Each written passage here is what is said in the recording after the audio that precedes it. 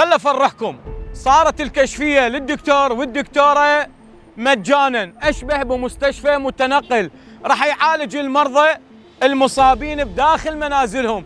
خيرات الحسين تشمل كل المرضى، وكل هالخدمات على مدار الساعه وبالمجان. معقوله مجانا وببلاش؟ شلون؟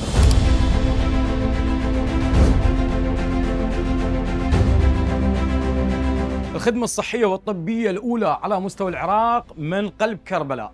مركز سلامتك للرعاية الصحية المنزلية، مجهز بكوادر طبية تمريضية متخصصة وخدمة صحية فاخرة على مدار الساعة. الخدمات الصحية والطبية مستمرة على مدار الساعة، والأهم من هذا راح تكون الأسعار مدعومة وبسيطة جدا. الاختصاصات التمريضية أو الطبية اللي يحتاجها المريض داخل الدار كلها موجودة ضمن كادر مركز سلامتك للرعاية الصحية المنزلية. للاستفسار أرقام مخصصة أسفل الشاشة، راح تكون هاي الرعاية داخل الدار وعلى مدار الساعة. هاي الخدمات الصحية والطبية اللي ذكرناها وبكل تفاصيلها مو دائما راح تكون مجانا ومتاحة. للتوضيح، هاي الخدمات اللي أعلنا عنها من خلال مركز سلامتك للرعاية المنزلية راح تكون الخدمات المجانية حصرا في مناسبات أهل البيت.